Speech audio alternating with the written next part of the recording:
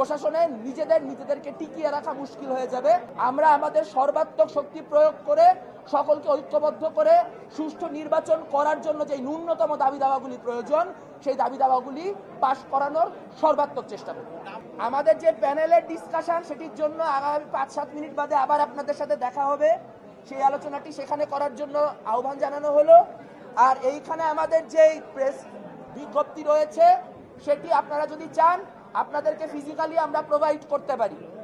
নির্বাচন পরিস্থিতি নিয়ে যদি কারো কোনো প্রশ্ন থাকে প্লিজ করুন, সেই উত্তরগুলো দিতে আমরা আগ্রহী। বিশ্ববিদ্যালয়ের প্রশাসন এই দাবি দাওয়াগুলা না মানলে কি হবে এই প্রশ্নেই আমরা যাব না, কারণ বিশ্ববিদ্যালয় প্রশাসনকে এই দাবিগুলা মানতে আমরা বাধ্য করব।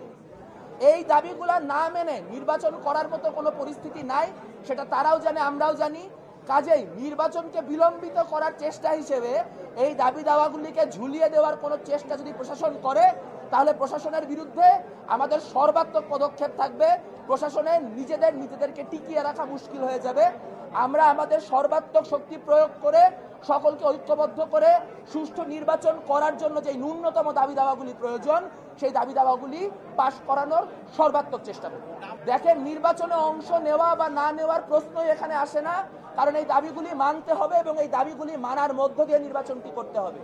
বারবার করে এই আলোচনা বয়কটের দিকে নিয়ে গেলে যেটি হয় সেটি হচ্ছে প্রশাসনকে একটা ছাড় দেওয়া হয়ে যায়, বরং প্রশাসনকে এই কাজগুলি বাধ্য করার মধ্য দিয়ে আমরা একটা সুষ্ঠু নির্বাচন আদায় করে সেই নির্বাচনে গণতান্ত্রিক প্রগতিশীল শক্তিসমূহের বিজয় নিশ্চিত করব, এই অঙ্গীকার ব্যক্ত করতে চাই বাংলাদেশ ছাত্র ইউনিয়ন ঢাকা বিশ্ববিদ্যালয় সংসদের পক্ষ থেকে।